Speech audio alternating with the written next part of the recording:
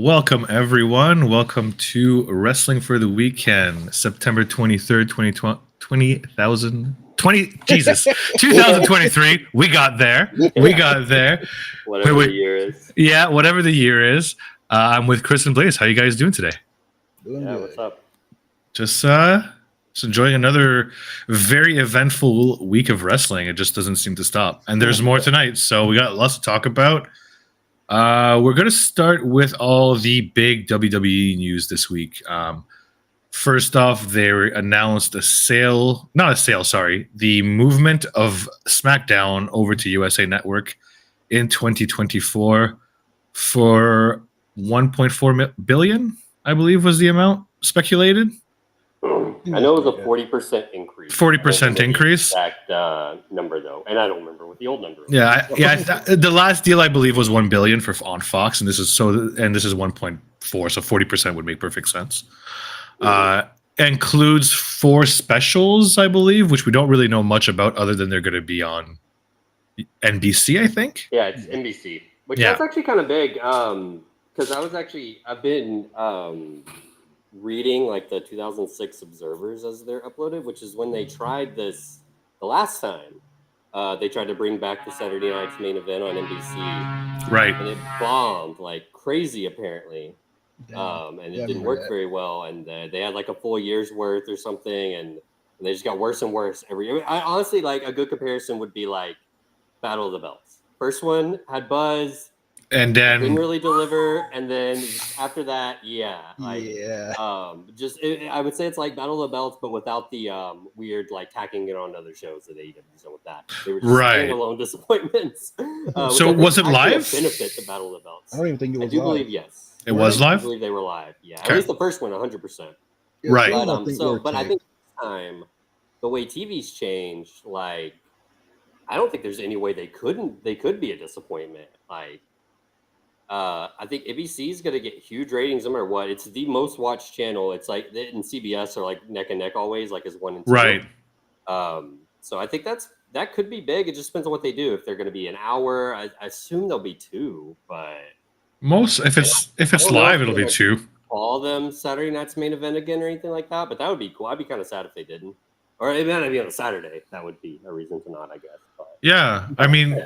I wonder if they could use like one of their New York shows to use for one of these specials, because they seem to go to Madison Square once a year, right? Mm-hmm. Yeah, apparently the reason they don't film those a lot, they usually do like 2 or 3 house shows. One's like around Christmas. There's always one like April or March or something.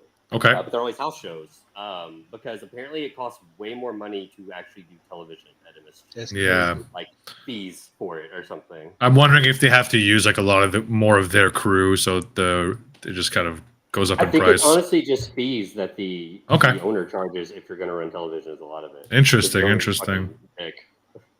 I mean, it would explain why they like never record them even for the network. Yep. Most of the time, at least. Mm-hmm.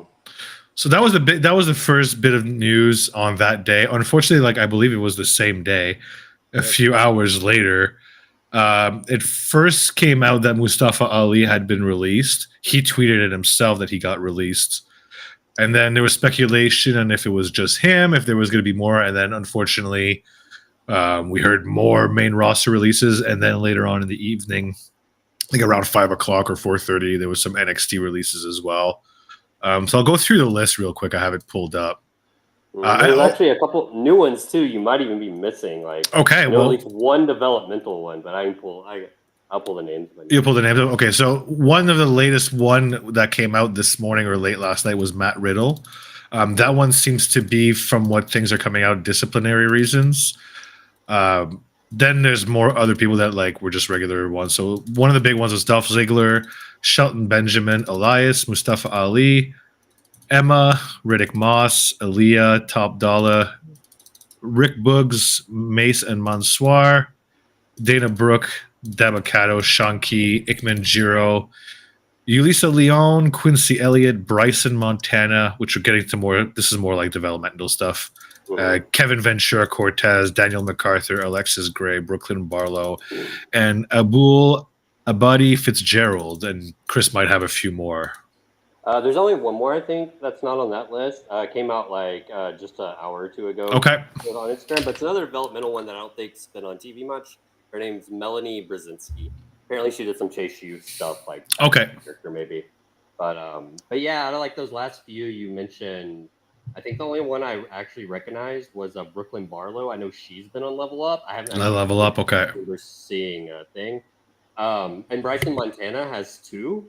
But all the other ones, like around after like Bryson Montana, besides Brooklyn Barlow, I don't even know if they've been on Level Up. They could have been, but I don't even recall seeing those names. So it could all just the be. rest have made like decent amount of TV appearances. Okay, so a few people probably had NXT appearances. Yeah, so some might just not have made it to the in rings.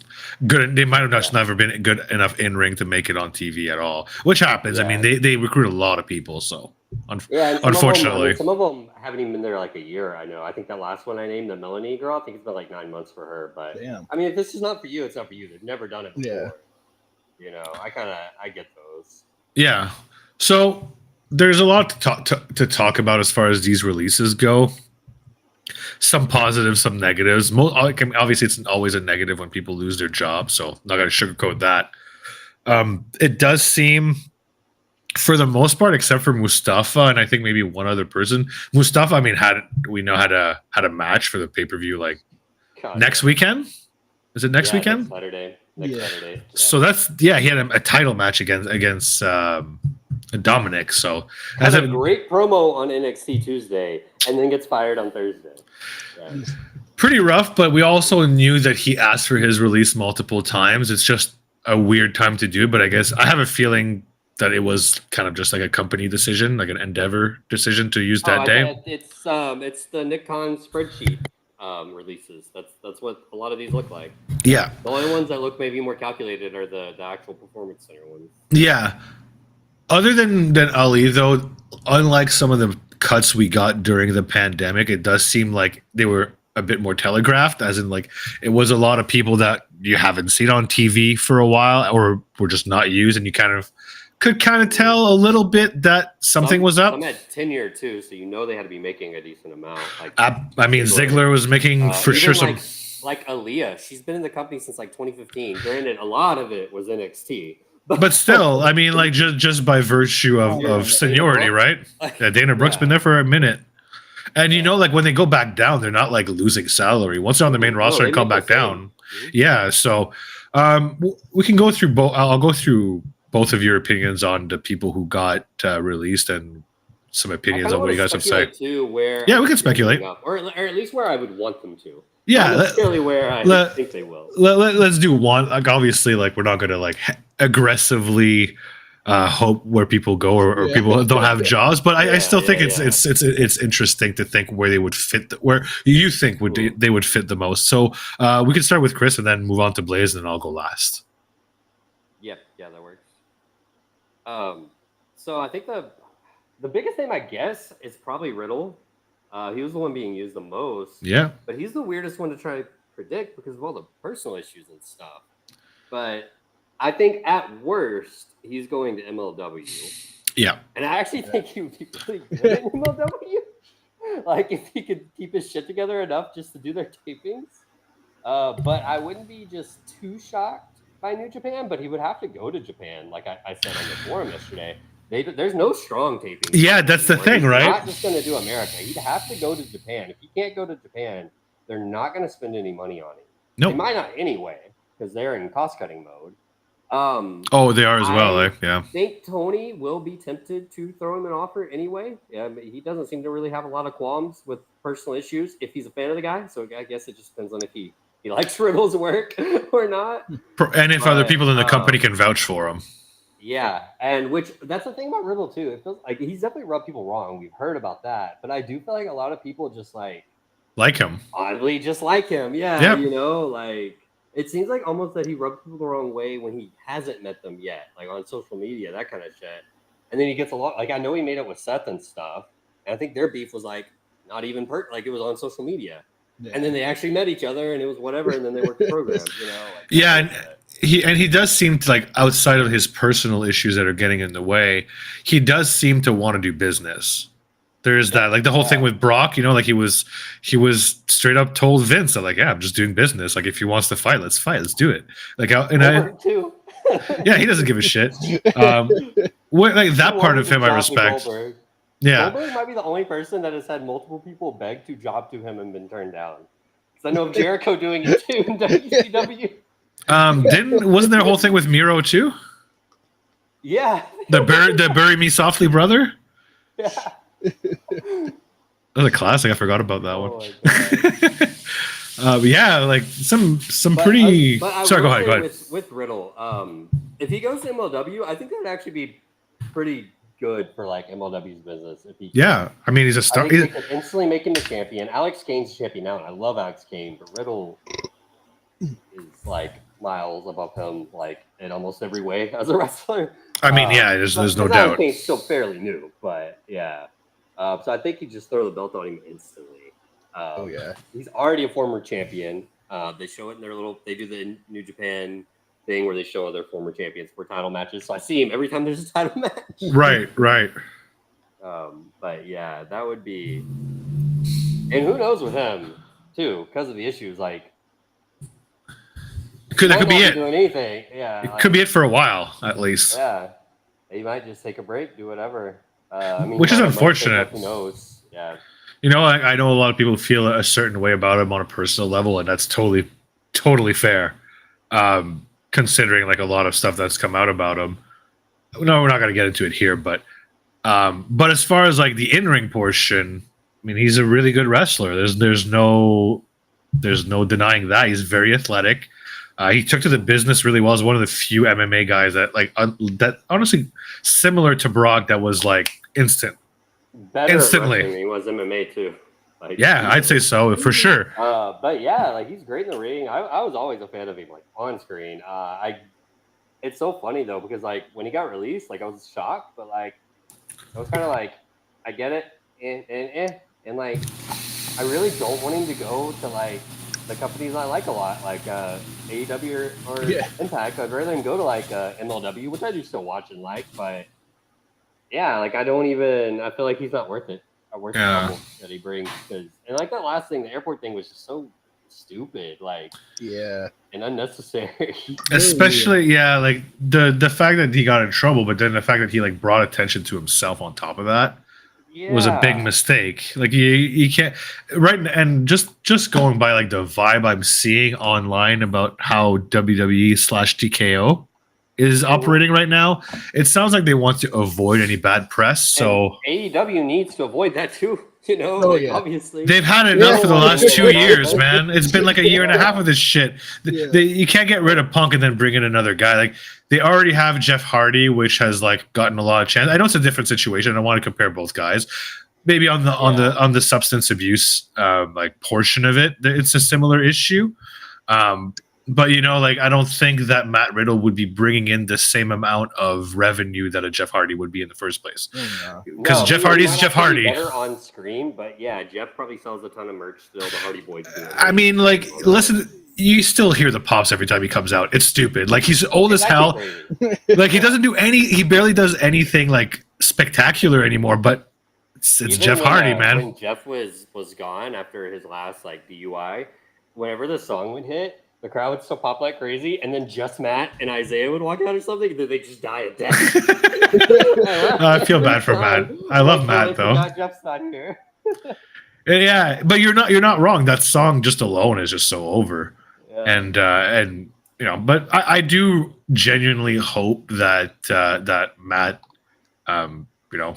gets better and finds whatever he needs to find to get right and to not cause so much problems for himself, because he does seem to get in his own way, unfortunately, and it sucks. He's a very talented guy. That's what I told my cousin when I told him Riddle got released. I was like, I mean, he kind of did it to himself. Yep. Unfortunately, I mean, we've been. It's not the first. It's too many incidents in a short amount of time. I can see why TKO and WWE would see him as a liability, especially when they're in cost cutting mode, right? Like, when they're cutting in the first place, giving him an excuse to cut a big contract is honestly like, I have no doubt that was probably the most expensive contract outside of maybe Ziggler that they cut. I was gonna say him or Ziggler for sure, because I'm sure like they probably do give like raises every time they renew contracts. Of course they do. Certainly. Why wouldn't you? So by this point, Ziggler is probably making a hefty sum of money. Yeah, I would assume so. 405 at least if you count developmental. I know he first debuted on screen. On screen was 05 because he was Chavo Guerrero's fucking caddy. Yeah. Right. He was Nick Nemeth. Nick Nemeth is his shoot name, the caddy. To Kerwin White. Nicky. Yeah. So what about you, Blaze? Yeah. What's your big thoughts on the on these? I agree with the Riddle MLW one, but Ali, I think he could probably go to Impact, honestly. Yeah, I think he'd fit in pretty good there. Especially if you put him in the X Division or hell, like someone else mentioned, like he could go for the world title too. There, and he's underrated. Honestly, he could be a world champion in Impact for sure. His promos have gotten so much better. Yep. Like, I'm not even kidding. When the one he cut on NXT Tuesday was so good. Like, I'll have to go back and watch it. It was very prophetic. Well, he was bitching about them booking Dragon Lee, the guy he beat for his title match, in the title match before he got his. And now he's not even getting it because he's fired. I love these heel promos that are very much rooted in truth. You're like, and he promised to be at Raw in the promo on Tuesday. It's so sad. Well, I know, but God, it's pretty fucking funny. I'm not gonna lie. I like that when he had a few weeks ago, the little political one or whatever, the one that supposedly got him in some kind of trouble. That too. He was just starting that whole character. He had apparently pitched a while back of like basically doing like a campaign speech kind of thing all the time. Right. And he did one promo. It was great. Everyone loved it. And yeah. I was actually wondering a few days ago, like before he got fired, like, hey, what happened to that? Are they doing another one? Or I wasn't really worried because I was like, the higher ups didn't like it or whatever. I read that like, oh my god, like someone in NXT approved it, but like the higher up people, like outside of that, like supposedly didn't like it, and they need Sean cook. Yes. Yeah, Sean's fine, man. You just don't let him use Twitter. He doesn't know how. Apparently, he doesn't even use his Twitter. He doesn't. That's not him. Yeah, yes, he doesn't. That's funny. Are you referencing though? Like, yeah. Of course, it's a nothing burger. He already confirmed it wasn't him. Yeah, it was like so he stupid. Some tweet like being all critical of Stephanie, and they were like, "Does this mean that is there truth to the rumors that Stephanie left Triple H? Why the fuck do you care if Stephanie left Triple H?" That's also, like it's such a like you went from like here to like so far further just off a like yo, can we chill? Maybe Sean just doesn't like his friend's wife. Yeah, I mean that happens. Yeah, it happens. Very often, I would say. Yeah, I mean, hey, you know. I got a question. So yeah. What do you want to see Ziggler do? Like, what's your absolute top hope that you want? Like, you can be fine with other stuff, but what's your number one hope? I mean, of course, AEW. I want him to go. Yeah, of course. But what's your ceiling? Like, what do you want him to do at AEW? Like, yeah, that's a good question. That's a good question. A world champion. But what's your realistic, like, best case scenario that you would just love to see? The highest thing I can see is maybe the TNT or international title. Maybe. Let's see. He definitely get the world title. I could see him. Sorry, go ahead. Yeah, I agree with that. I got one more question. I got a Pro Blades mind here. What matches though? Like more like what feuds do you want to see? Like whole actual program. Of course, Omega. Matches, it's like all of them on it. Like, you know. I mean, of course. Matches is easy. I kind of want the match that's going to test my loyalty, though. I need to see him versus Sammy Guevara. That's going to test my loyalty. Honestly, that would be really good. I saw two of them. I saw was him versus Sammy and him versus Darby, and both like the selling points was their selling skills. Yeah. Like, see who can outsell each other. That'd be great. I could see him even like I could see him being ROH World Champion. Oh yeah, that one definitely. I can see that maybe. Like, because I'll be fine with the angle he did with Braun Breaker against like a younger ROH champion, like after Kingston loses it or something. Yeah, it was a similar angle with like a younger guy that they did with Braun Breaker, because I think that really helped Braun. I would not complain if they just kind of lifted it. Yeah. I mean, a lot of wrestling is just repeating good angles with different casts, and it works. So there's nothing wrong with doing it. Shawn Michaels does it literally almost every week on NXT, and it works. We don't have to spend like all the time on it because we might talk more later about it. But on Grand Slam this week with the Sammy and the Jericho They did tons of that, man. straight up, yeah. But yeah, I'll go through a couple of people myself because I have some opinions as well. I agree with you on Riddle. MLW makes sense. I could see NWA as well, but you had brought up the point that you think MLW will easily outbid them. I tend to agree with that. I give NWA no chance because I don't think they'd be able to afford him if anyone else wants him. And even if no one else wants him, bro, I just don't think he'd go there. I just don't think. I think he'd be like, nah, maybe wrestling isn't for me. Yeah, I just can't see him like I know. Or he'd just do like GCW. Maybe he does one-off NWA stuff. That one, Sure. Like how Cardona does. But he definitely wouldn't sign. 100%, I could see him do Bloodsport though. Oh, That way, it was him originally before. Oh, was it? There you go. So it's gonna happen then. The then. first one was Matt Riddle's Bloodsport. Yeah. Well, there you go. So it's for I can honestly, unless he's got heat with some people there, that shit's happening for sure. Which is very likely, but apparently, I did see. Apparently, he has even burned a bridge with XPW. Oh damn, that's Not that I thought unfortunate. he would go to XPW, but he has burned a bridge with XPW. He got one of the owner's wives pregnant or something. god damn. Bro. Yeah, maybe girlfriend. But, That's yeah. why is that still like some kind of TMTW like news story that you would see? And they have heat, so he won't sign him, which is a TEW pop up if you try. Yeah. Dolph Ziggler, I mean, I'm not gonna it's I think it's like 99.9% sure that he goes to AEW with a 0.1% chance that he just retires. I was gonna say, if he doesn't go to AEW though, like I don't think he's going anywhere else. No, I can't see it. I don't. Why? He's just gonna do do his his comedy. comedy. He's not gonna do unless he just really wants to for fun, do one-offs with his brother and shit, just fucking Sure. around. But yeah, I think he will go to. I think he will sign for AEW for the BTE. That's Alone, yeah. I'm willing to bet money he debuts on BTE like Matt Hardy did. That'd be cool. I wouldn't mind that at all. Technically, he already has actually. Yeah, he has. That one time he's like, "Why aren't you blurring my face? You're gonna get me." I wonder. Imagine he got fired because of that, though. Imagine that's the reason they actually cut him. It's like, bro, that no. was like what, like a month or two ago. It I don't think was. that's the reason he got fired, but they were doing his brother and him. They were just. You could tell they just did not give any fucks anymore. I think He was trying to go. He either knew he was done or he just did not. Yeah. Care. Yeah. He's like, "What are you gonna do? If you fire me, I'm just gonna do my thing." So He was tweeting so much more AEW stuff than he usually did. Because he used to always do, like screenshots of his brother and stuff. you used to But, only yeah. laugh at him before. Yeah, I mean, it's still all related to his brother for the most part. But it was, like, all the time, like you know. Some But of it yeah. you could read into it that it was shots to CM Punk too. There was a few of those. Oh, I have to go look never back. never direct, but yeah. One thing I just realized I mentioned last night, I can also see like if he came to being part of like QTV or something. Yeah, you did. That would be a good fit.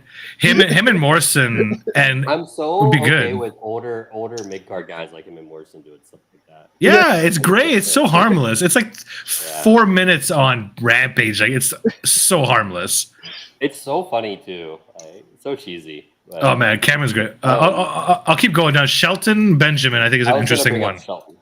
Oh, I could see him in AEW, but I can also see him go to New Japan. My New preference Japan. for him, if he's gonna be like more of a producer role, which I think he should be. He's 48. I didn't realize he can still go, so I'm not saying he needs to retire. yeah. Okay, I would love him in Impact. I mean, He's gonna yeah, do it's a more great of fit there wrestler too. producer. And if he does that, then I would like him to also help Rocky with like the New Japan American stuff. Yeah.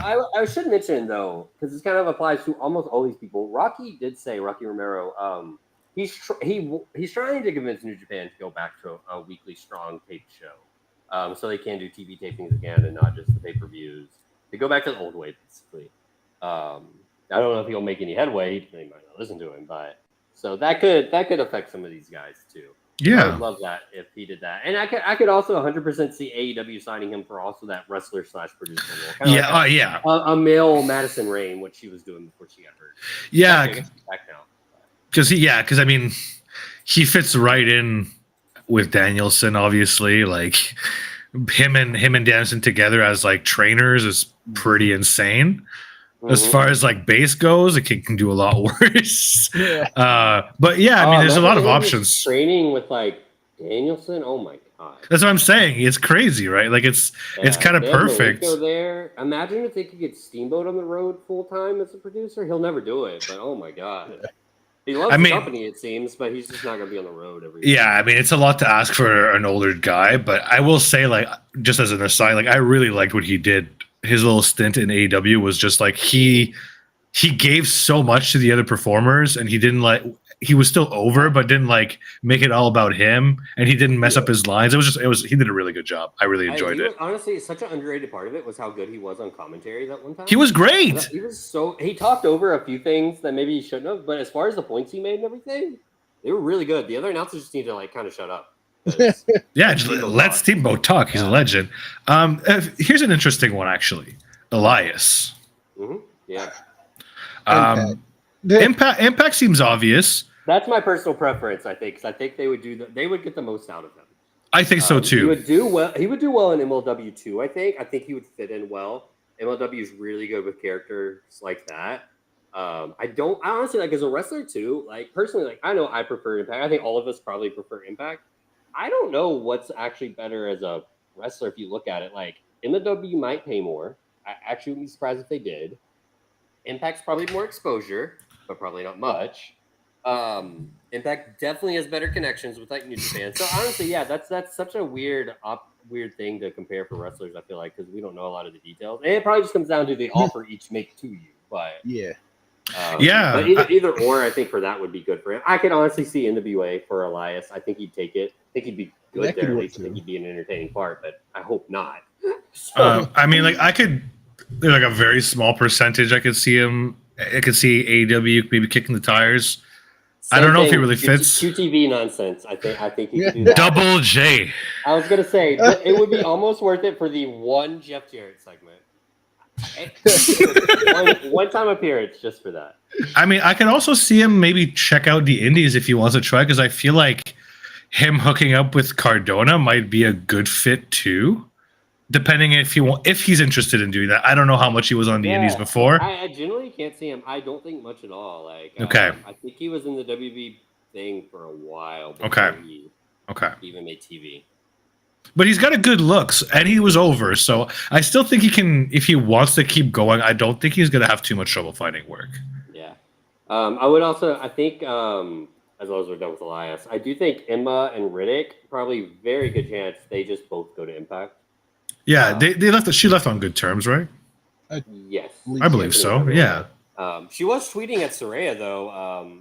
I know. I just don't know if Tony would actually hire her, and I wonder how much.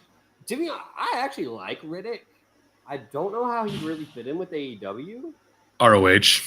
But I feel like you could use him, put him with Tony Nese and shit. Like actually, he'd be good with Tony Nese. That's a good call. He's good enough in the ring when he has the right opponent, and I think he's. Again, good enough on promos. He's probably at his ceiling. You're probably not gonna get much more out of him.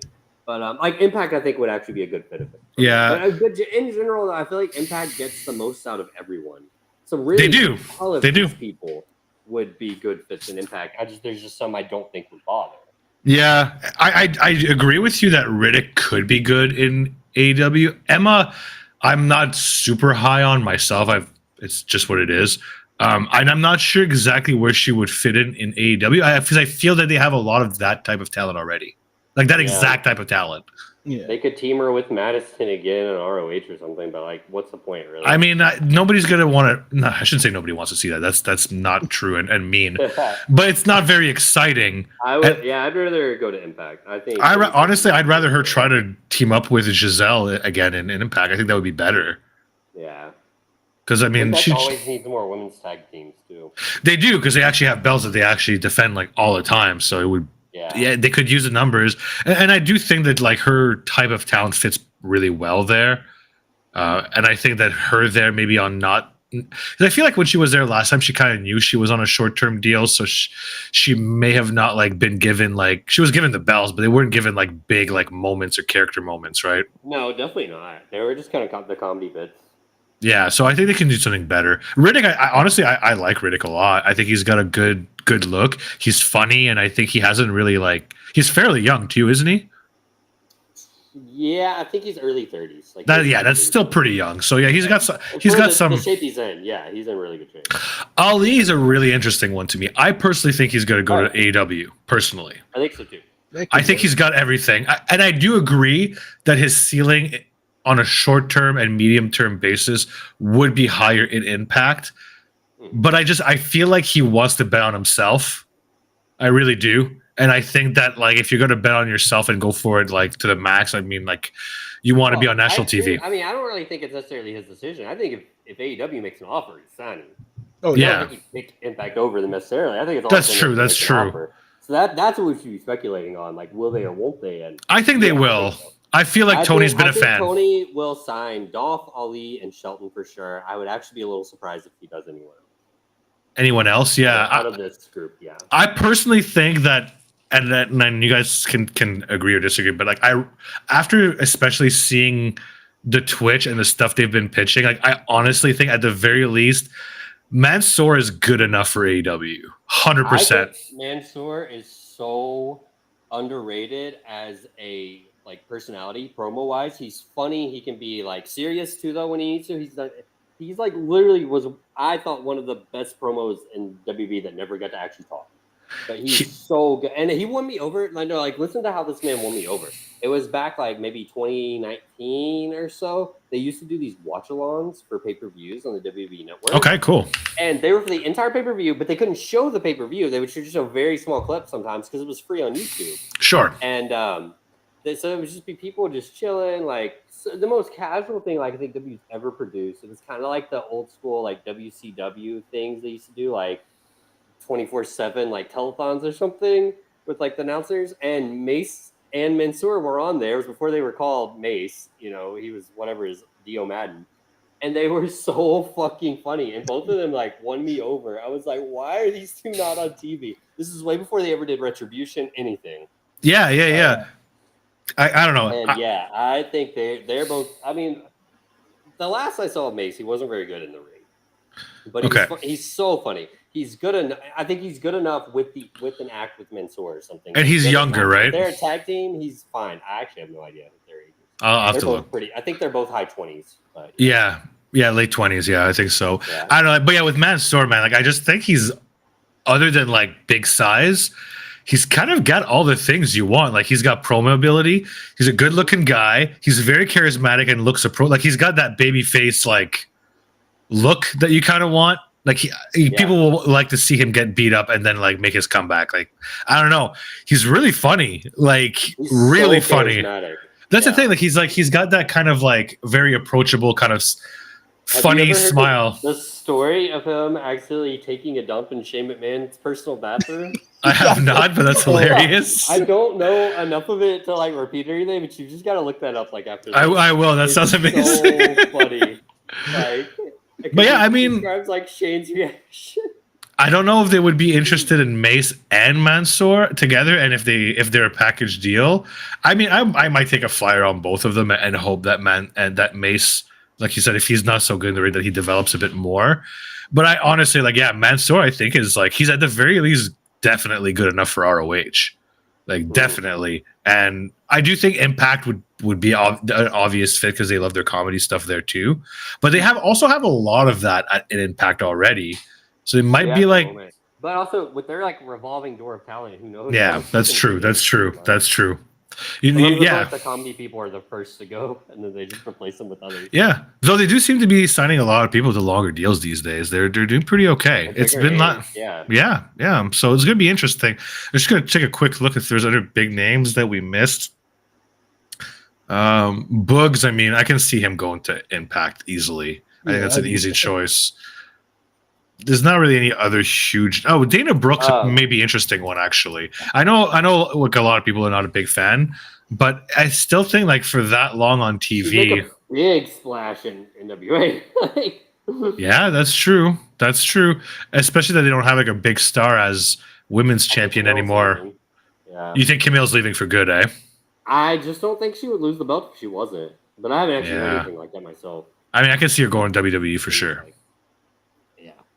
She's got the look they like. Yeah, and a lot of those other PC people, especially the ones that never made TV, they probably are just done wrestling. Who knows? Most likely, unfortunately. The other one that I think will definitely go somewhere is Ike Manjiro, but that somewhere could just be back to Japan. He could go back to. I think he was in DDT before. I believe he was.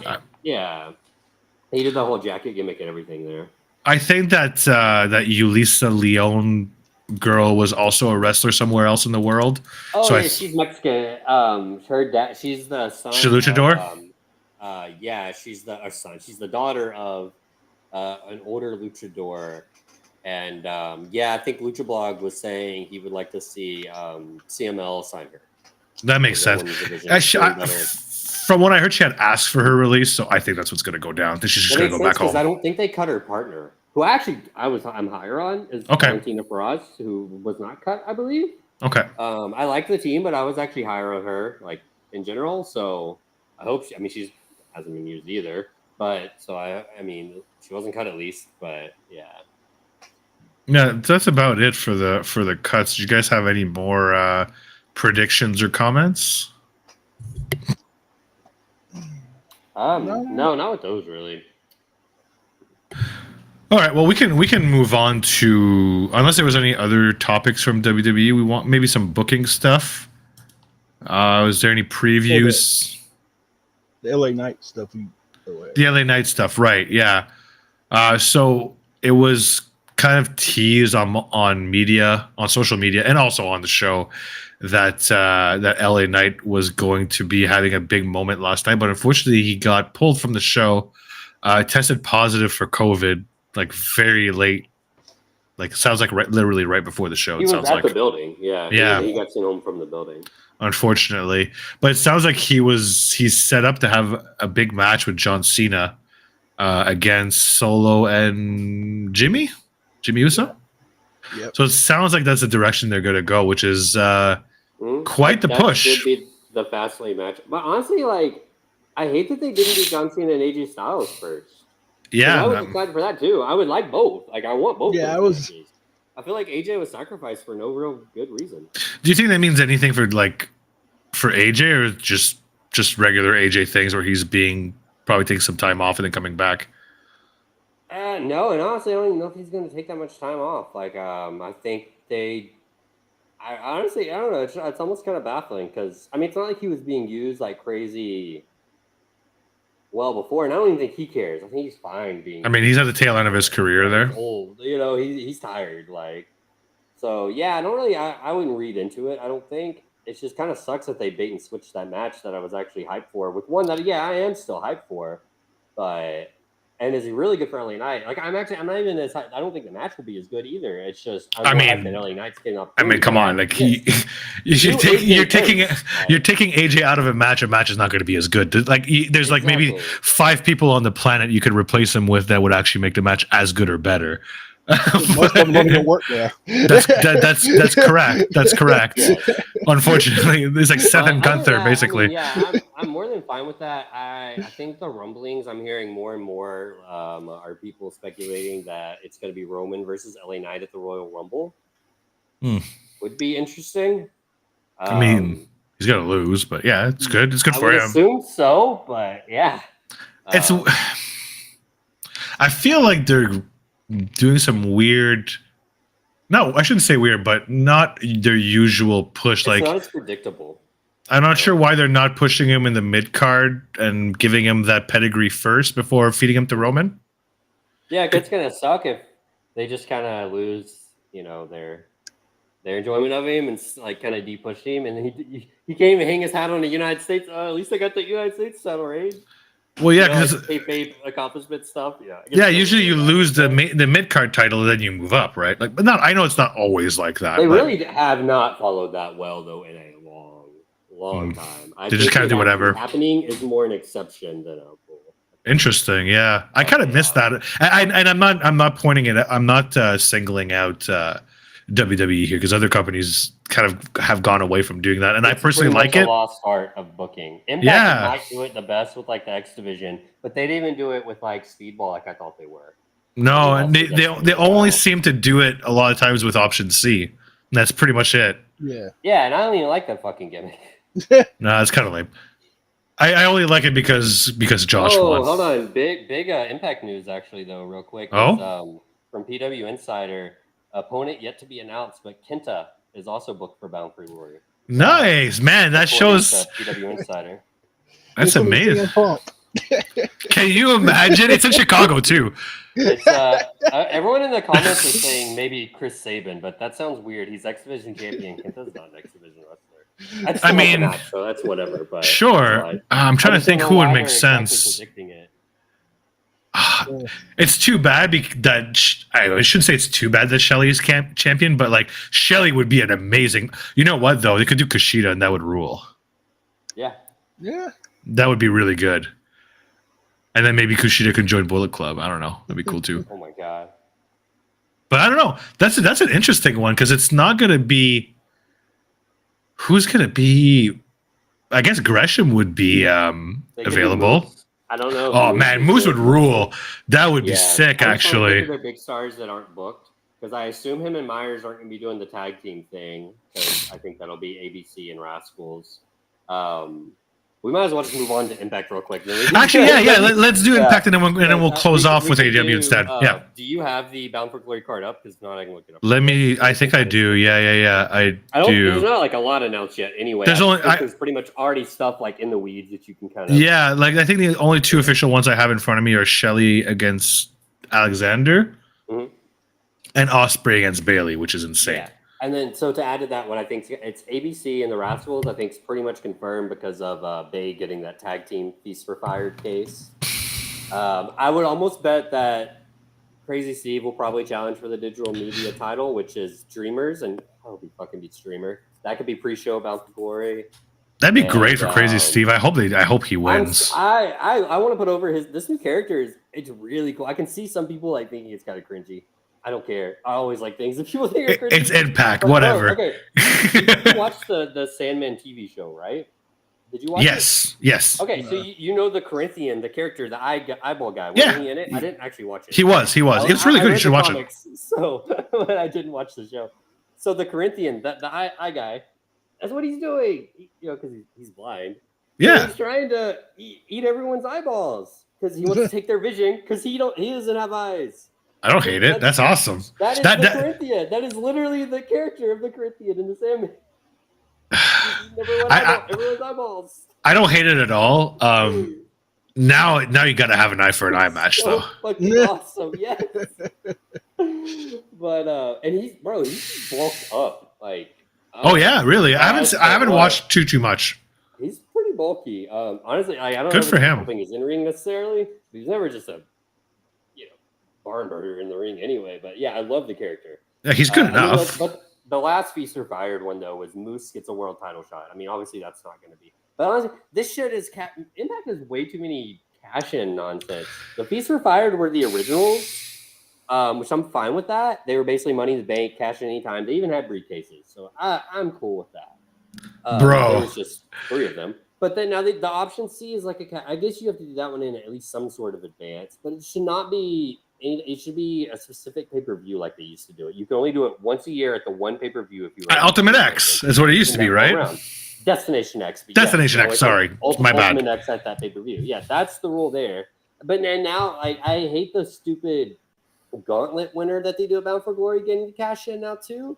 I'm fine with the winner getting a future title shot, but I don't like the cash-in gimmick like Moose did. Like, that's way too many. But anyway, back to my point is Moose has a cash-in for the World Cup. And it is a cash-in. Yeah.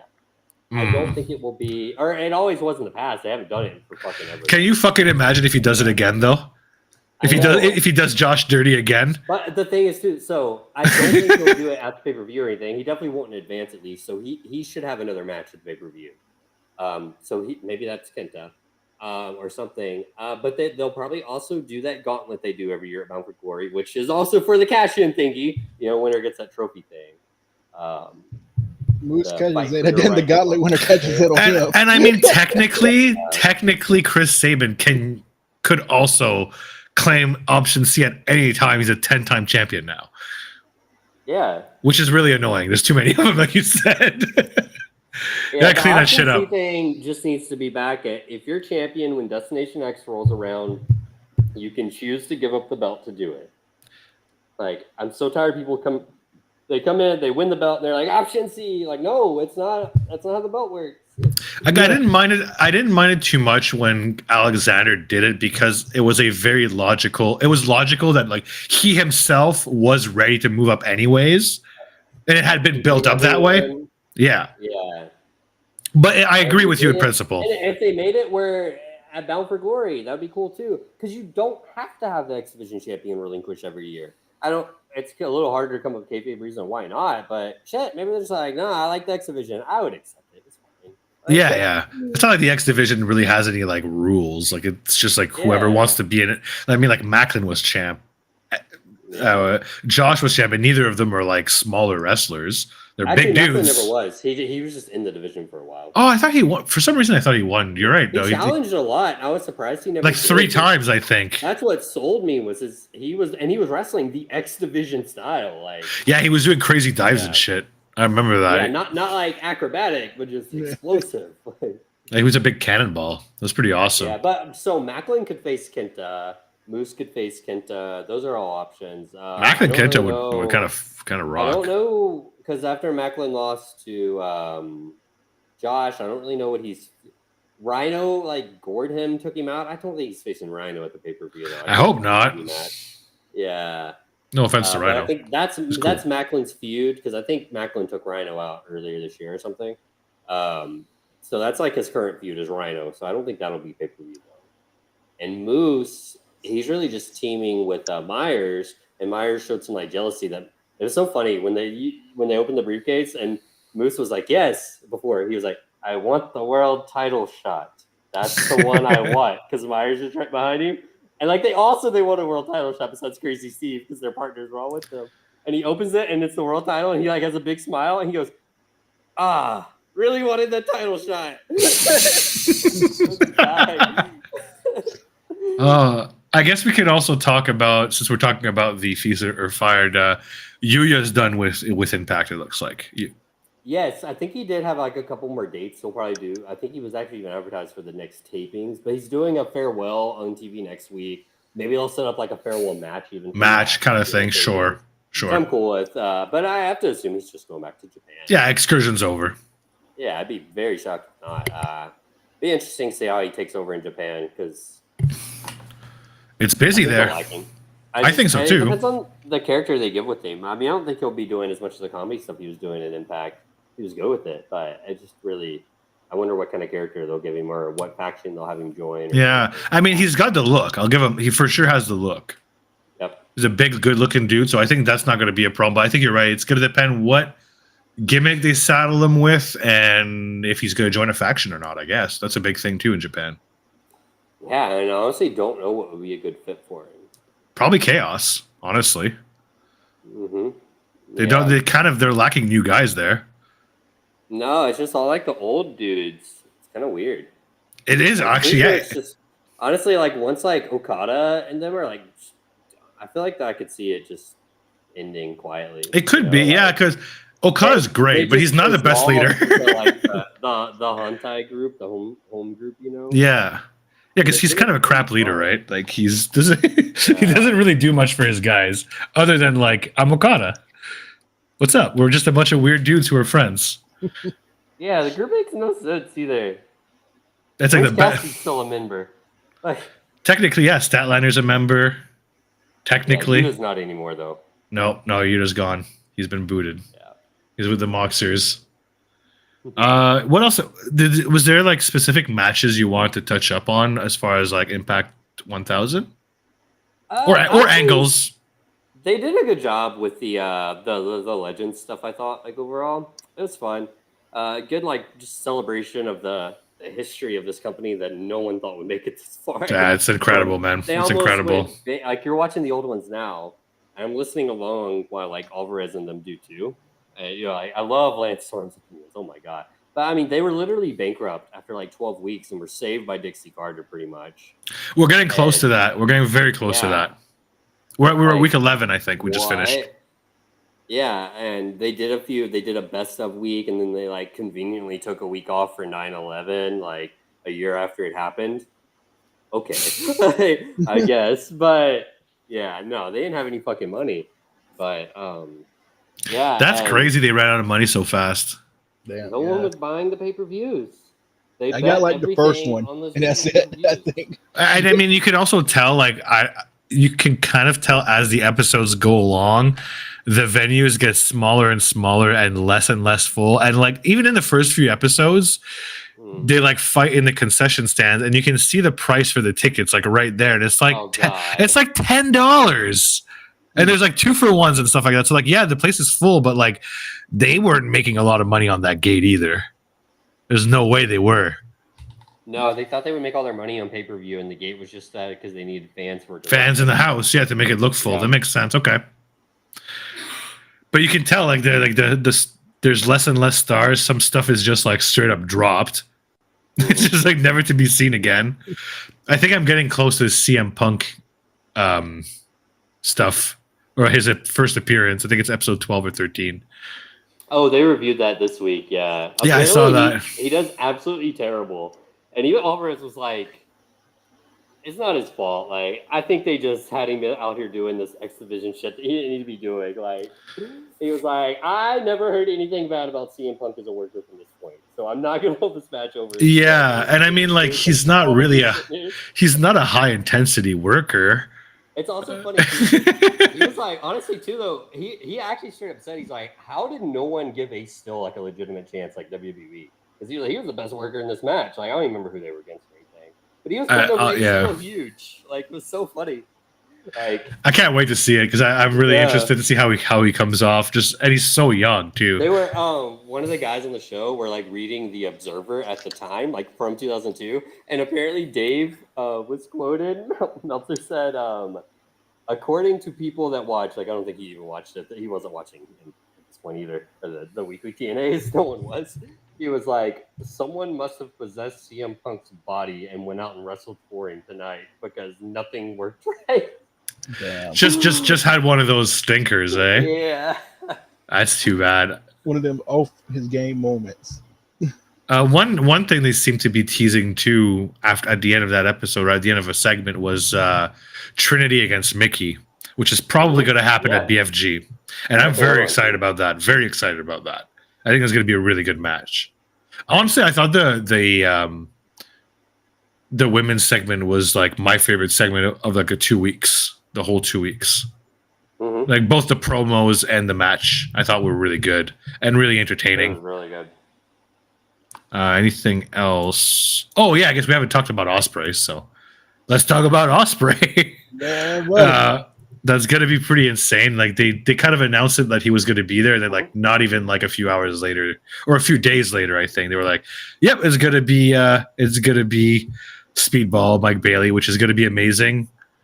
It was a match that we're supposed to do at the first multiverse pay-per-view, I believe, a year and a half ago. Yeah, when Ospreay got hurt. Yeah. It was supposed to be over, I think, WrestleMania weekend. And I think, didn't Speedball fight Tanahashi instead?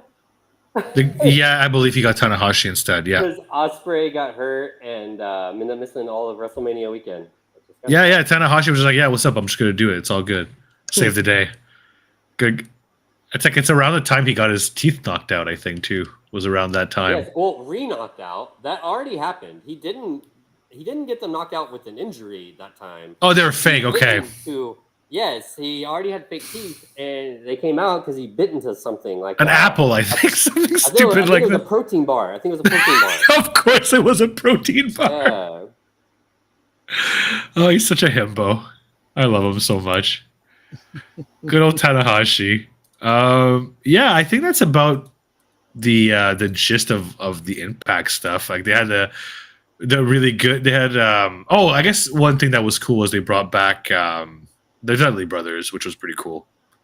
Which apparently is not a one-time thing. Devon wants to do a little retirement run.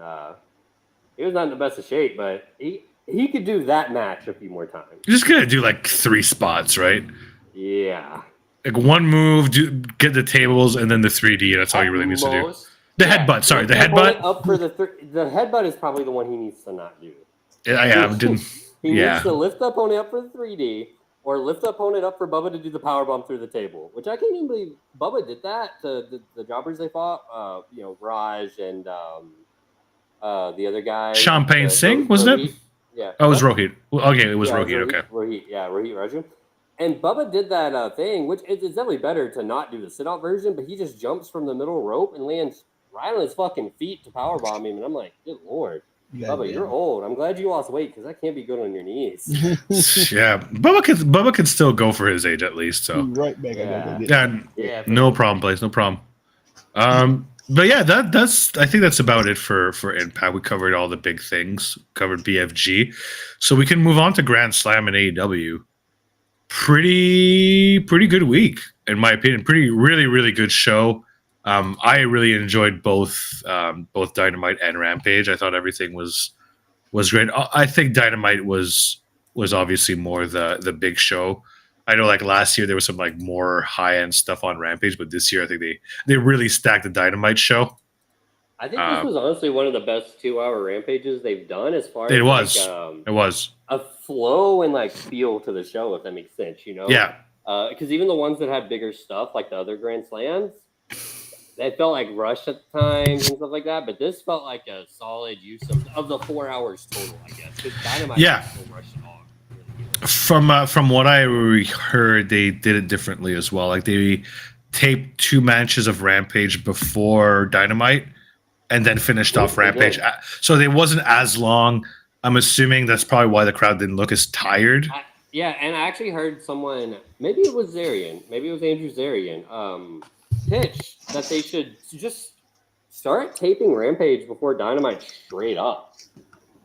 Like on a weekly basis? Yeah. And maybe this is a decent compliment. Maybe they could do a few matches. I think I would do half and half. Yeah. For a 1 hour Rampage. I would do half and half, I think. To do the first half from 6:30 to 7, or even from 6 to 7. Yeah. Or sorry, 7 to 8. My bad. And that way you don't have to do, because Tony, I've noticed he likes airing his shows in the order they're taped, even though you can edit them when they're taped. Yeah. So that's why Rampage a lot of times starts with the main event, because that's because people are going to leave regardless, no matter like what you have at the end.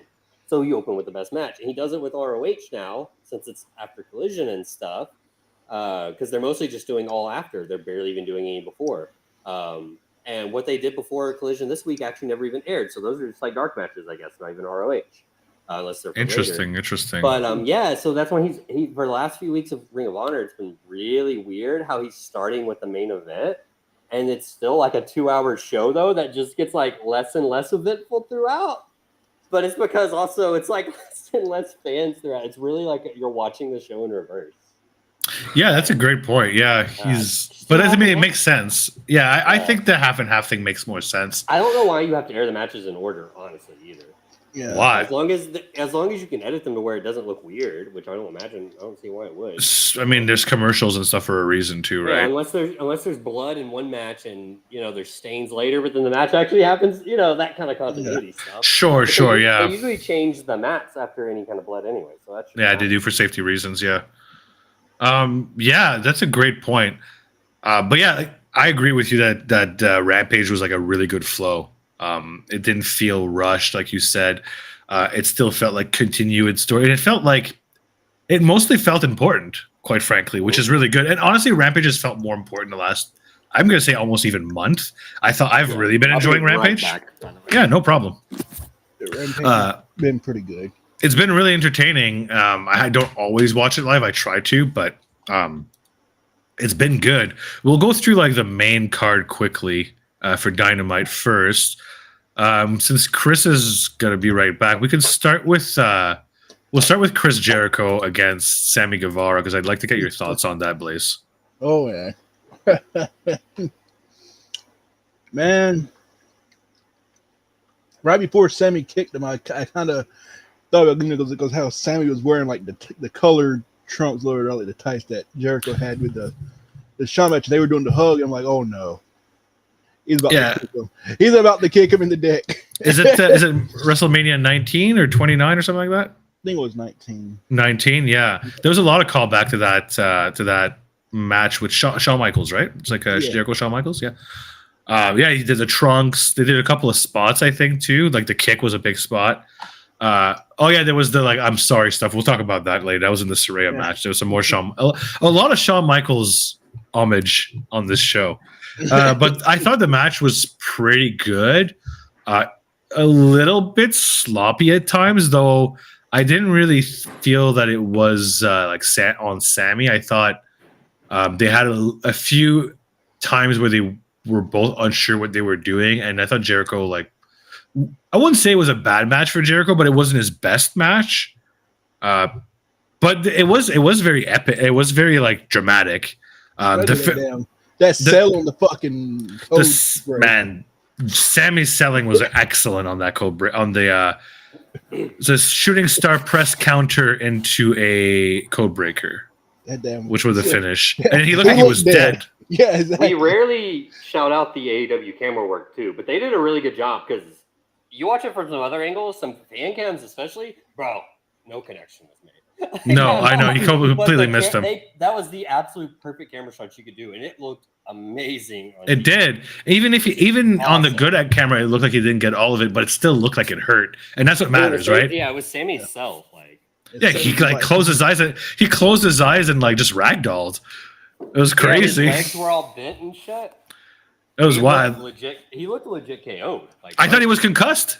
I really did, which there's some concussions that did happen on this show, but yeah, I just decided to start with the Jericho match just because you were away for a few. We'll wait for the Eddie stuff afterwards.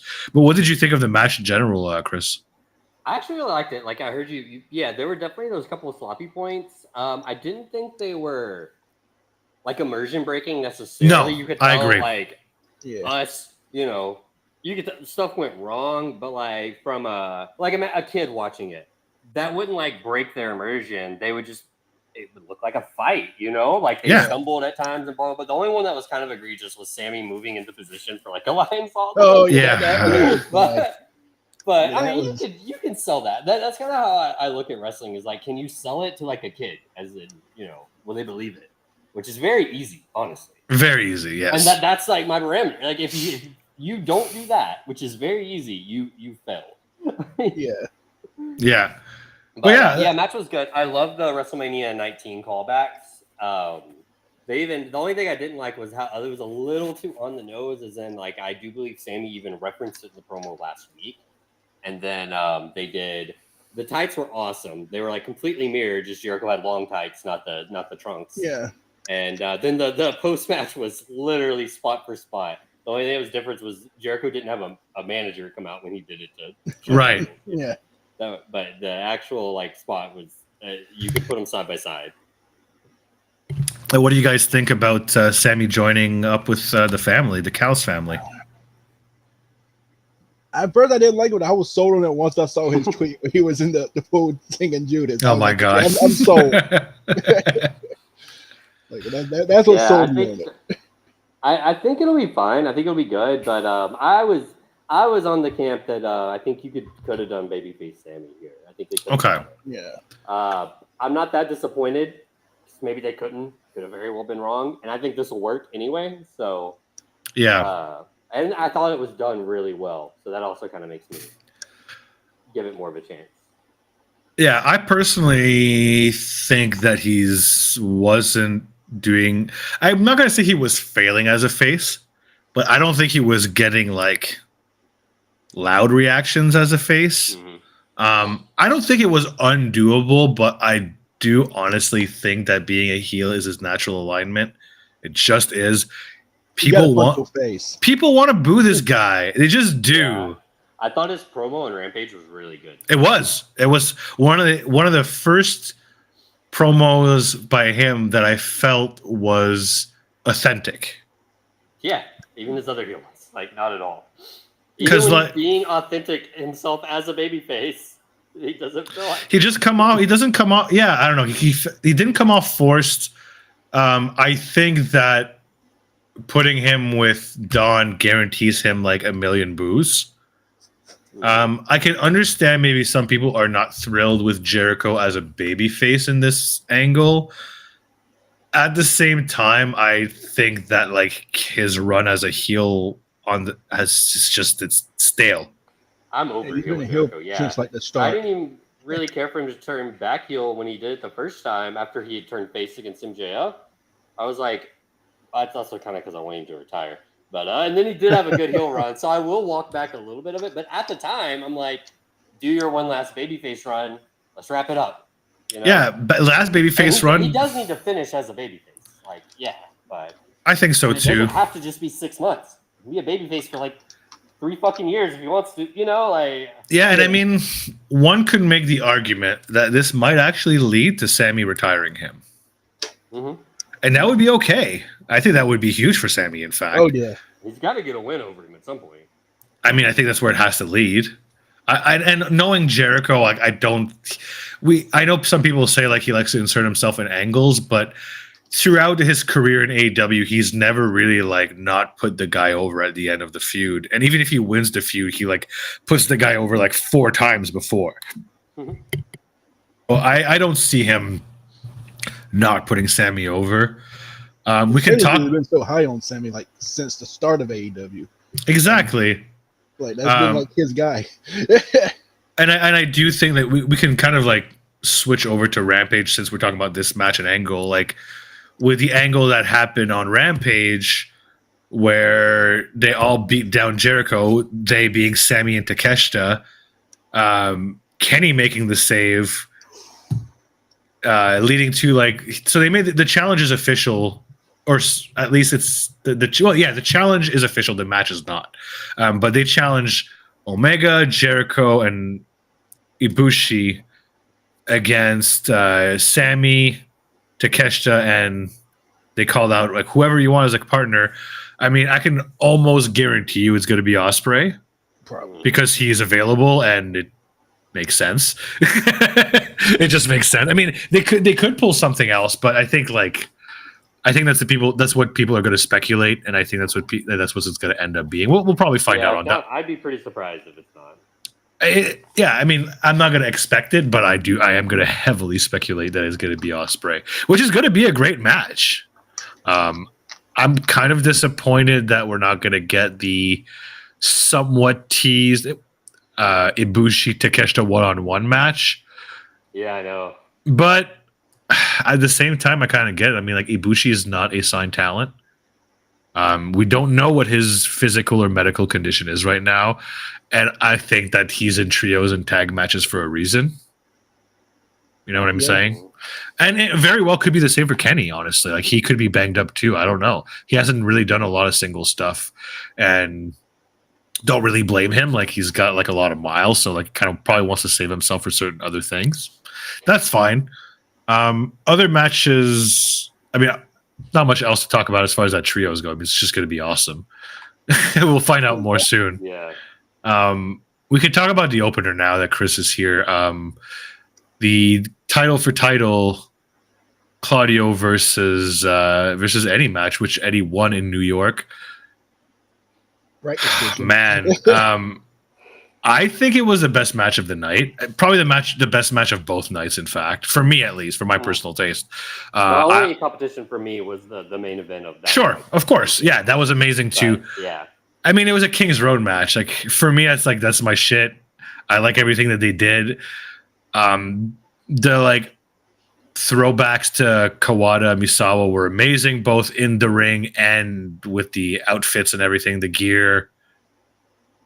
I don't know. Like it was a pretty near perfect match for what they were going for, in my opinion. Mm-hmm. Yeah, I thought the crowd reaction. Oh my god, perfect, right? Like it's like Claudio's chest was messed up. I love the spot where he was giving him the chops, and then Claudio no-sold the chops, so he just punched him in the face. That was amazing, and I think from what I read, it's a Tenryu spot. Maybe, which is what I had heard. I wasn't actually aware when it happened. If Death was around, she could tell us for sure. She could probably tell us exactly what match it's from too. Only how far into the match it is. But from what I read, he's the one who taught Kawada, so it was like a throwback to like some deep AJPW lore, which is pretty awesome. But yeah, man, like that match just fucked, man. It was awesome. Like he finished the story. He finished the story. Yeah. Like he's now. Speaking of Eddie too, he posted the news this morning. He is apparently his back's been fucked for a while. Which God, he already had a hernia. Like, bro, why don't you take care of both these things? But so he's pulling out of the of pretty much all his indie dates. Yeah, Defies like AEW New Japan. Yeah. He was good for Defy tonight. They found out when he made the post. I kind of get their frustration, but same time, shit happens, man. When you're an indie and you're booking people that also work for these companies, you never know when they're gonna. Yeah, and like, quite frankly, at his age and shape, I think that he should probably do the Osprey decision that's coming up and just like maybe do one or two select indies, but like you got to be focusing on your bread and butter right now, man. You know, he's not a kind of guy that's in like immaculate shape. I don't give a shit. It's awesome. I think his look is awesome. Yeah. Just throwing it out there. But yeah, I mean, like at his age, and he's got a lot of fucking miles, like a lot of miles on him. So like, yeah, man, just focus. I don't blame him at all for focusing on those two. I think he probably should be doing that going forward for a while. I mean, unless he's booked on Collision tonight, like last minute, his back has to be like pretty fucked for him to pull out, like not like finish the dates he'd already signed up for. You know? Yeah, that's not really his style usually, right? So yeah. it's probably pretty bad, and he probably has some commitments to New Japan that he needs to make. He's got to make that match against Hinari probably. That's probably why he had to pull out. He's like, I got to make that match. Vegas. Yeah, that's in Vegas. I want to say November, October. Oh wow, okay, so it's coming up. Yeah, November they're doing a show here actually that I'll probably go to. Texas. Mm-hmm. Sweet. Yeah, Lone Star Shootout. It's in the same venue that AEW always runs when they come here. Didn't you say like the tickets were stupid too? Like for price? I think the venue has to set them because they're the exact same price that AEW has always been, no exception. Yeah, see, that's the thing. You have to buy them directly from the venue. You can't buy them from any other. That's a pretty interesting point because, like, you know, they keep saying like, "Oh, AEW needs to like reduce their tickets." Maybe like the tickets that come out when they first come out are just like that's the tickets the venue sets.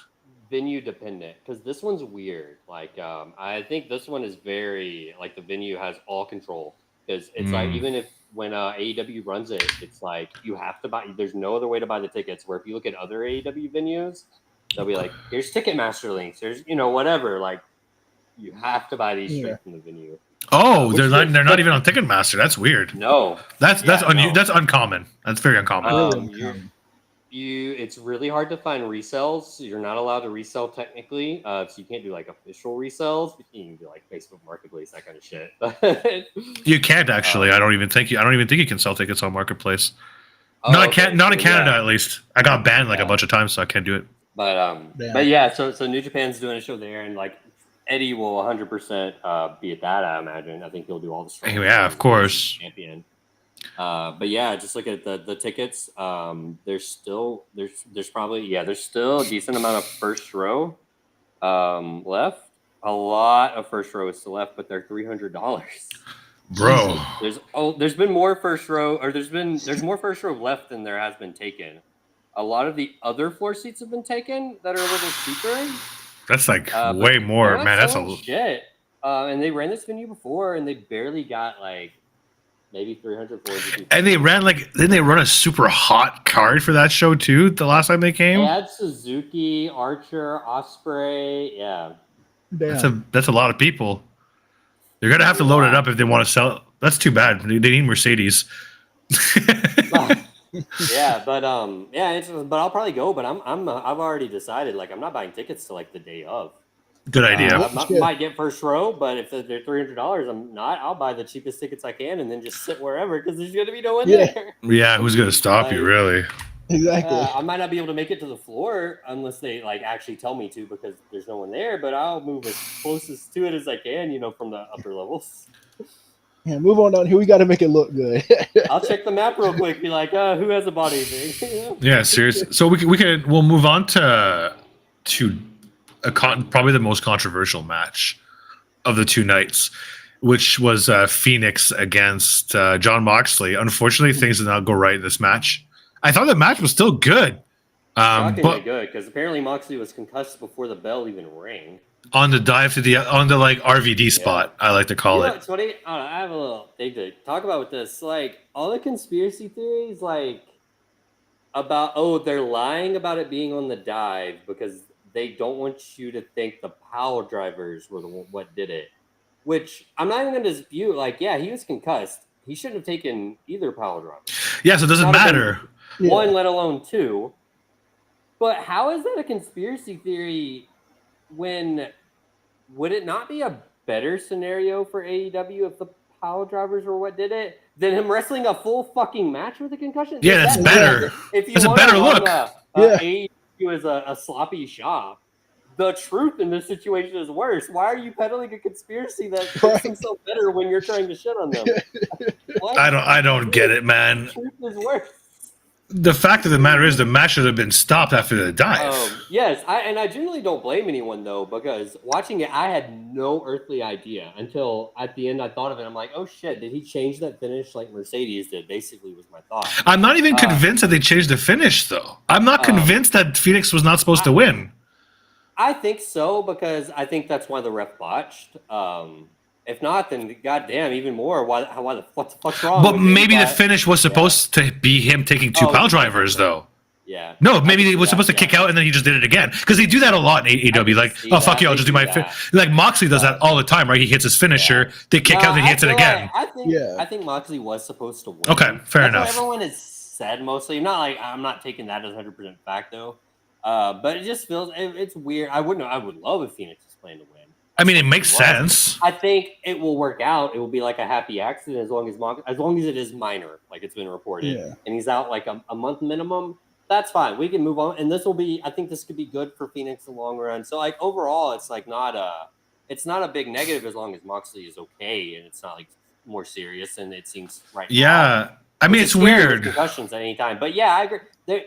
The match should have never started because that happened before the bell. I don't know what they would have done. You obviously would have had to scramble and it would have sucked. But yeah, that's what should have happened. It's on two people after, but I don't blame the ref for not stopping it because, like a bunch of people said, Moxley sells like that all the time. He does. His selling is as if he's concussed.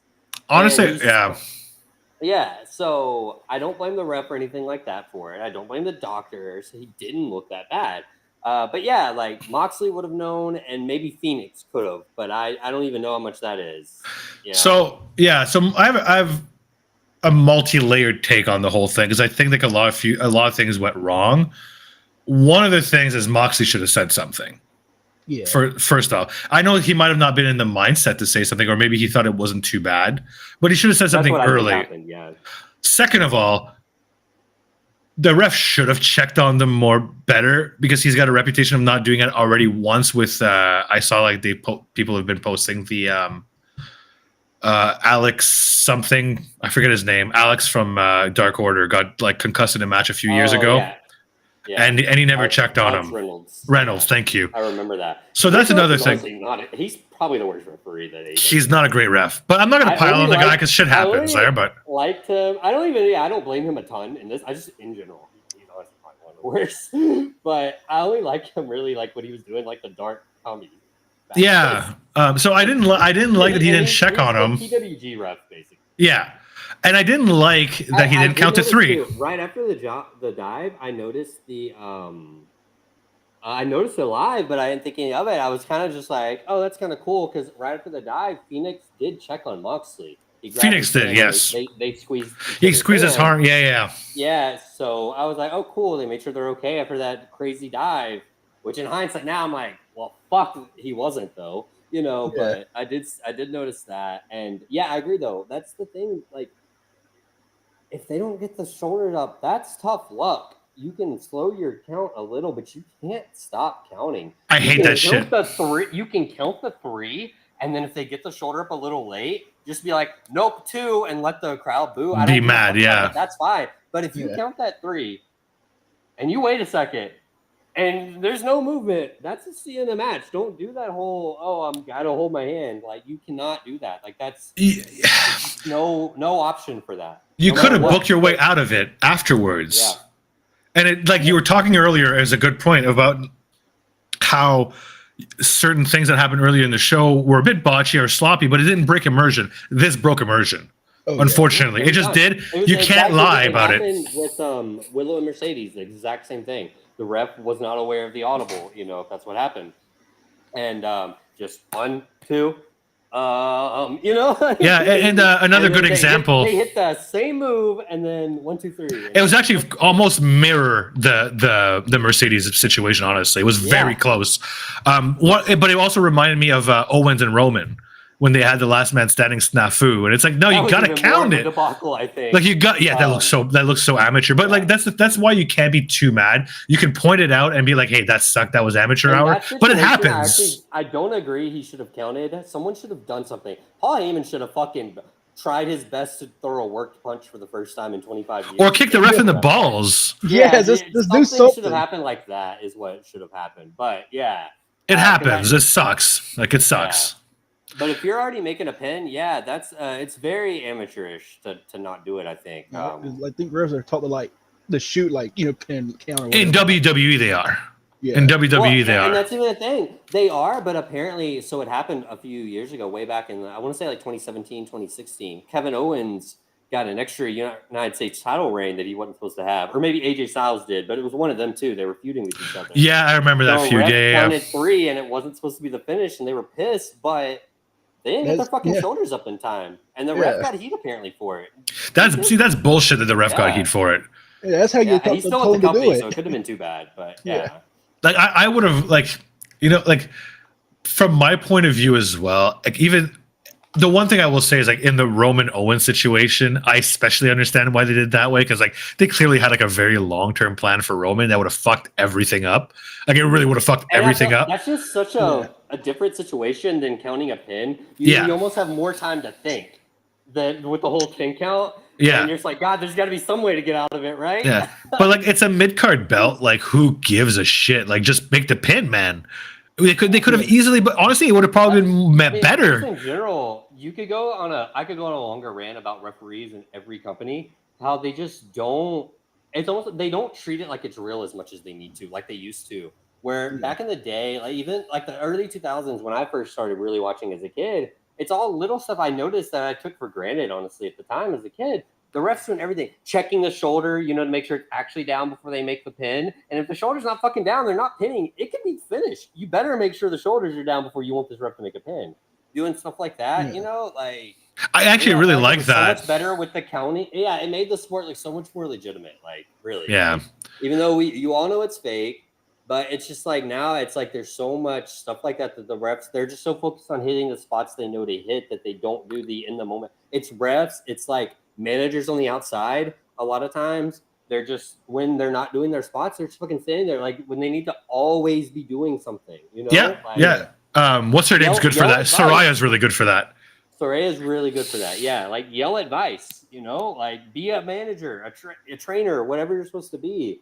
Like hype them up. Don't just stand there till it's your turn. Yeah, Lana, if I remember, was very good at this stuff too. She was like always doing something. Always. That's why she was so over too. She's always doing something interesting. Because so much of that. That's like the one thing. Whenever I hear old people complain about modern wrestling, that's like the one take I agree with. Like the immersion breaking stuff. Yeah, they just don't do that stuff anymore. I don't necessarily find it as big of a deal as them. Like I still enjoy the product, but I think in the back of my head, I'm like, God, if they would just do this, like, it'd be perfect. I'm wondering too if some of that is because of like the magics of television and camera cuts. Like they can hide a lot more stuff, so they don't feel like they have to try as hard. Because they could just cut that in production. Well, honestly, and when it's taped, but with HD TVs, it's so much more jarring when they aren't doing stuff like that. Yeah, that's true. That's true. Bigger and HD TVs, like, oh my God, when wrestling permanently goes to 4K. It might all turn into lucha, like where you aren't even expecting them to make contact when they pretend to hit, or they're gonna have to find new angles, to really trick you, because you're right though. It's some stuff like it's hard to with the high quality. It's hard to hide it. WWE first went to HD in like 2008. There was some growing pains for that, eh? Let's see, what other matches do we have? Oh, there's a main event, but I want to talk about the women's match first because I actually really enjoyed it. I thought it was Soraya's best match in AEW, period. Easily, not even close. The opening part before all the nonsense, which I did enjoy. But the opening part where they were just wrestling kind of shocked me at how good Saraya was looking. I mean, maybe a lot of that was Tony. I don't know, but it sure looked like it was her. Like even kind of leading. Well, Tony's really good. I'm not gonna sugarcoat. But I do think that Saraya, like, I mean, like, realistically, she came off a very, very long time off, and then she had some other health issues that came up during her comeback, which clearly were like one of the major issues why she wasn't wrestling like at all. Yep. So, you know, I think we're gonna have to give her a bit more time to see how good she actually is, because I don't think she was nearly as bad as like some of her worst performances. No. Because like she clearly knows how to fucking wrestle. Like she's from a wrestling family, so like I know some people like to bring some people like to bring up like, oh, she's from that era. She's from that era of like bad women's wrestling, and that's why she looks good. Like no, she's a legitimate fucking wrestler. Like she can wrestle. She may not be like a Sasha Banks, but like she can still wrestle. I thought people were pretty harsh on her before as why. So really, really good for her time when she broke in when she was like 20. Yeah, and she's at worst, like if she never got hurt or anything, would be solid. You know, like would be what she was now. I think a lot of it's injuries, maybe even mental. You know, like mental block for sure. You're worried about getting hurt again. You're worried about getting everything perfect after being out so long. Said that specifically about her neck. There's a big mental block there. The doctors that happens to like a lot of athletes, right? Like even on the like people are afraid to break their arm again or their legs, or like they're not sure how to land and they overthink stuff and stuff looks like crap. Yeah. So it's normal. I either way, the match was awesome. You mentioned all the like extracurriculars at the end. I didn't mind it at all. I thought it for this specific match, I thought it worked. It made a lot of sense. It was really good development of Tony's character. I think everybody looked great in this match, honestly. Tony looked good in the loss. She got her new music, thank God. So no more what's it called, music that she came out to last week, which people like got like really complaining about. It's like it's 1 week and she's still technically in the faction. Like it's okay. She's gonna get new music. Chill. Patience, my friends. But this one was perfect. It's perfect. The whole black and white screen thing. She's got like it looks with like the 20 frames per second film running too. Like it's a bit slower. It's the details are so good, man.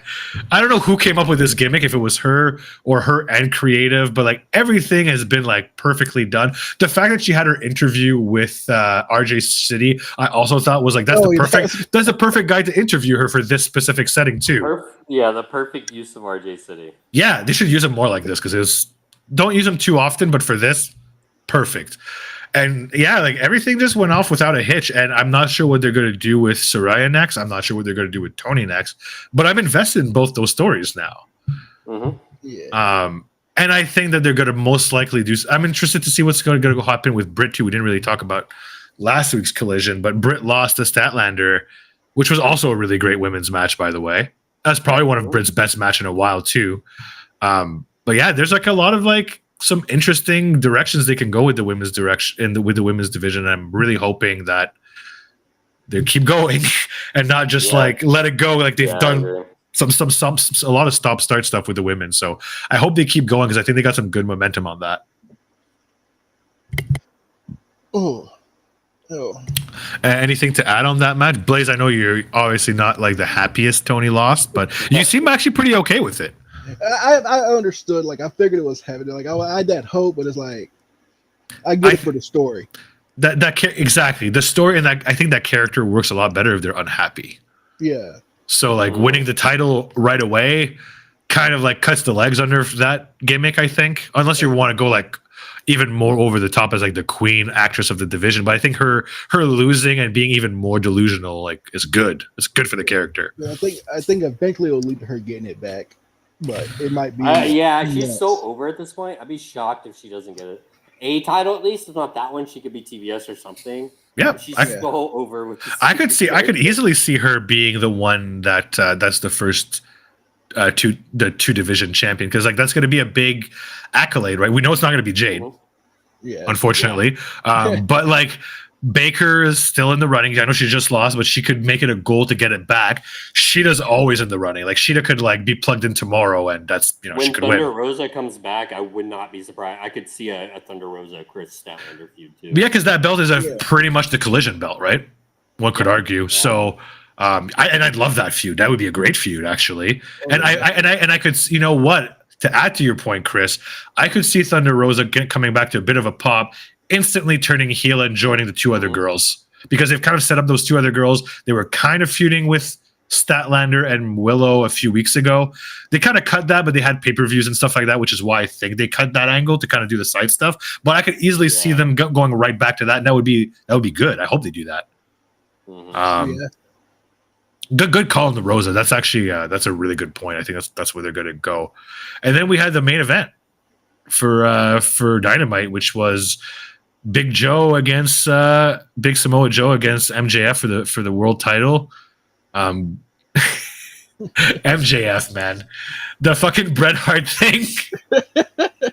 That was so awesome. This is just like Blaze mentioned earlier, there's a lot of like callbacks to old WrestleMania moments and old just WWE moments. Well, that's a parody itself too. Like it's a hockey thing, I'm pretty sure. Yeah. Well, the one maybe it's been like parodied a sports thing. Because the one I know about was football. It was Mean Joe Green. I think. Mean Joe Green. Okay, because they had definitely done one with I think they've just redone that commercial bus because they had one with Gretzky before. They had one with Crosby as well. Coke, I remember. Like Coke had a commercial. Okay, yeah. It's just like one of those things, right? The Brett one I've seen a million times. But it was so fucking like I'm adopted. Like he just had to throw the MJF like BS in there. Great stuff. And then the match that happened was just. MJF just doesn't miss, man. And honestly, quite frankly, this year, Joe doesn't miss either. He had a bit of a slow start to his AEW's career, but his matches, I had the incorrect misconception that he could only do short matches. Not true. I was wrong. I was wrong. He's been doing so good. Wrestlers in the world this year, honestly. Who would have thought? He gets his angles over like crazy to the point that the matches are so hot before the bell even rings too. Yeah, even the angle with and they're all these like 2 week hot angles. There's the same thing with Punk. Like they heated that right back up in 2 weeks. Like they had done this stuff before, but then they cooled it off, and then they just like reheated it up 2 weeks, no problem. Joe can get anything over. Like he just has to cut one promo. Like the crowd always loves him no matter where he goes. He's just like he's got that like legend status right now still. Mm-hmm. Yeah. The match was awesome. I loved what MJF did to win. Everybody looks strong. Like it was a callback. So there's a few things I really liked about the finish. Unfortunately, like Cole hurt his foot while diving. Hopefully it's not serious. They've been really quiet. They've been really quiet on both Cole and Mox. So we'll see if they end up being okay or not, if it's serious or not. But back to the match, like the whole finish with the wrist tape, where he took it off to get the choke in after the distraction, but then he actually had the wherewithal to point to Cole at the tape to get the tape out of there, because not only so he doesn't get caught, but because he's gotten caught with that exact angle before. So if you're a longtime AEW viewer, you will remember those Easter eggs. And like that's the kind of stuff I used to really love about AEW, was like the little Easter eggs like that. I'm rewarded. Remembers really well because he always does them.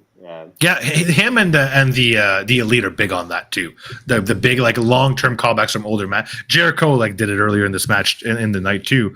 But stuff like that means a lot to me as a longtime viewer, because it's like it rewards me for like remembering stuff like that. Yeah. It's like so it adds an extra layer. It's like the same as the side takeover thing with Darby, when he brought it back in the other angle. Like those things like that like mean a lot.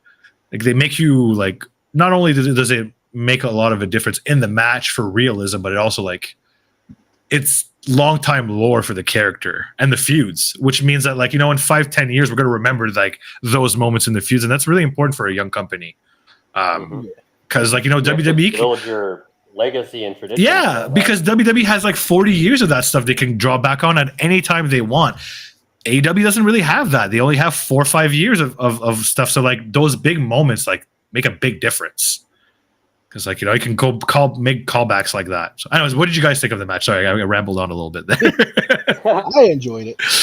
I mean, friendship won. Good. I don't really have much else to add other than that, because like you kind of explained it. It was really good, even better than I expected. Even though, like you said, they both haven't missed this year. But I don't think it was the wrong choice to main event it over No. Eddie and Claudio, even though like I still would have put Eddie and Claudio over. Sure, I wouldn't have had a problem with wrong it. Choice at all. There was no real wrong choice because both matches ruled. I just think it was the right decision to open and close with them. That's I like when they do that, and that's I don't know how if WWE does the opener like hot match as much, and you guys would know better than me because I don't know not on TV for sure because it's more often than not if they open with a match they usually end with the segment, or if they open with the segment they'll end with the match. Okay, kind of okay, but what about their pay-per-views? Because this is more of a pay-per-view, right? They don't necessarily do the straight up second hottest match opening, but they do definitely try to open with a hotter one, and sometimes it will straight up be like I wouldn't be surprised if like a Seth Shinsuke match opens like Fastlane or something. Yeah. Like Roman's always closing. Like that's no matter what if he's on the show. But yeah, like that was pretty much it for Dynamite. Like honestly, I thought it's hard to say. I don't like to compare, especially with recency bias, but I'm going to anyways. I thought the first of the New York shows had the best match overall in the Kenny Danielson one, but I thought overall as like a whole night, whether you want to include Rampage, even including Rampage, I thought this was the best one. I thought like especially the you've kind of brought it up for Rampage, like they really used their time well.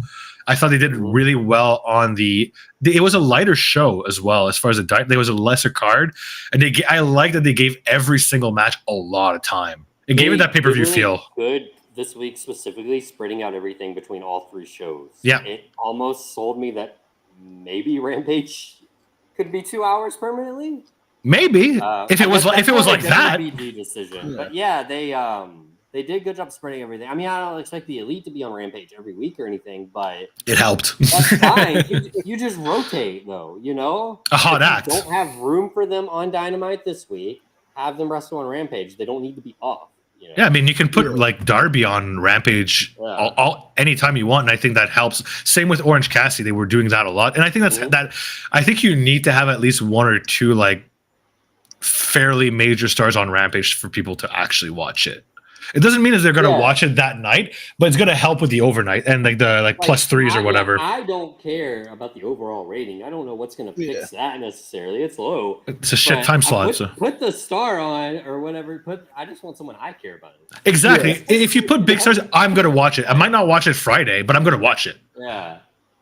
So, but yeah, I just thought like the Dynamite portion of Grand Slam was like, honestly, it was a near perfect TV special other than the injuries. If it wasn't for the injuries, like it was perfect. It was well booked. They didn't spend a whole lot of time on promos or segments, but the ones that they had were good.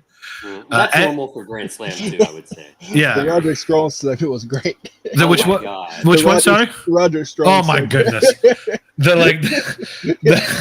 The fucking bed. And even that, like, I know we all brought it up while we were watching. Like, there was some big, like, McMahon in the hospital vibes to that segment, right? Oh my god!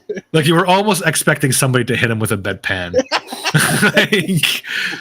But yeah, like I'll go back to the women. Like I'm really happy that they gave that women's match a lot of time, because sometimes even on pay-per-view, sometimes they kind of rush those and it suffers. And like a lot of times, look, the women's match wasn't that good. Like, well, they gave it like 8 minutes. So like it didn't have a chance to be good. You had to like by the time it gets started, they have to finish. So they gave it like it felt like it was at least 15 minutes or like near 15 minutes with the commercials and everything. And it just I don't know. I think if I hope that they take that as an opportunity to give women more time on TV and maybe even like to make Dynamite cards like a tiny little bit smaller. With like maybe 1 or 2 less matches and let stuff breathe. But I don't know. At the same time, I do like that Dynamite is like a car crash time of show. They've kind of always been that. So it's kind of part of it, the show identity. So it's tough to find the balance. But I do really like the formatting of it. That's pretty much all I have to say about that. Yeah, I agree. Definitely. Cool. Yeah. So yeah, we pretty much hit all our topics today. So that's awesome. Did you guys have anything other to add before we call it a day? We didn't really preview Collision too much. Yeah, actually, we could do that like real quick. Yeah, they get the Texas Death Match. Like that's gonna be absolutely insane. Jay White and Andrade is going to be insane. I don't even know who's going to win that. The tag title match will probably be short, but good with FTR and the Workhorsemen. And we already know Ozzy opens next. Yeah, so we know who's winning that. They booked it's Willow versus Julia Hart was booked. That's interesting, though. I'm not sure. Julia's going to win, I think, because I think Julia's going to challenge Chris next. That's a huge win. That's if she wins, that's a massive win. It is, but they seem pretty high on her. I am too. She's great. They booked quite a few more matches, I know, because I just saw that there was a lot total, but I don't even. Oh, Hook and RVD. Hook and RVD. Yo, that's and I don't know if you guys noticed, but they were kind of like somewhat mentioning that Jack Perry was a person yesterday on Rampage. I did not actually notice myself, but I did see someone tweet that. They were like, so, you know, I don't know. I'm not going to say he's going to come back tonight, but I could see his return being imminent because I still feel like that Hook Jack Perry is not done. There's layers. They're against 2.0, who will probably have Anna Jay in their corner. Jack Perry. So, but people want him to pretty much just do the Deuce, Sammy, and Take thing. I think it would work better. Because they've got that like. Bad for him, so. No, I think I think it would be good for Anna too. I think she needs something like desperately. She needs something new because it's whatever the Jazz thing. I think she might have suffered the most out of the Jazz thing. I think a lot of people got more over. She really didn't get more over. She got more screen time, but other than that, people were pretty high on her before she joined that, and then they were. Really people were high on her with Ty as a tag team, to the point that people want. I like them as a baby fan. They beat Roman in the demo that 1 week. That's right. That's right. You're right. And quite honestly, like when they were together and Bunny and what's her name were together as well, like that was when a lot of people were clamoring for tag team belts at that time. And then they ended up doing the TBS instead. And the last match that we actually forgot about might be the most important one is Darby Allin versus Luchasaurus and Christian Cage for the TNT title. Triple threat. Triple threat. That fucking belt. In what world does Christian not win this belt? Why would it be booked? Outside of like some really weird fuckery on the baby faces side, but honestly, what I think is might even happen is like Christian might win and he might even get like the little kids help. Oh my god! Just for that heat, baby. Because I do think that's where it's. I'm convinced. No, that's what I'm saying. I'm convinced Nick Wayne is turning heel. I'm convinced. I could be wrong, but that's what I think. I thought you meant his daughter. Okay, well that would be that. Okay, well that would be even better. I didn't even think about that. That would be sick. But no, I think. She's allowed in the arena now. Can you imagine like he like pulls her in front of like himself before taking a coffin splash? God. Father of the year, baby. Father of the year. All right, that's a good card. I'm excited for it. I'm really excited for it. Just real quick, we don't have to actually touch on the card because I don't know the card, but I do know the first big destruction show for New Japan is actually tomorrow. Is a pay-per-view? The pay-per-view one? Yeah, I believe it's the night one though. That it's still free on World, but yeah, it's technically more of their pay-per-view. Not the tour show. But I believe night one was the one that wasn't good. I think night two was the better one. Oh yeah. I think unfortunately it's the one with Sonata Evil. I do believe night two is like next Monday. They're not back to back. There's more Road 2 shows in between. Okay, yeah, no, that's right. It's 2 weeks and that's why a lot of New Japan people are not available for Wrestle Dream. This is like the Sonata and Evil match, so it's like a lumberjack. That's gonna fucking suck. I'll probably watch it. I mean, I'm sure I'm gonna watch it at some point. I'll probably be up at like 7 a.m. and it's gonna be on. So, all right, cool. But good chat, guys. Good week, and thank you for everybody who's tuning in now and later. And we'll see you next week. Yep. All right. Sounds good. Cheers, guys. I'll see you guys later.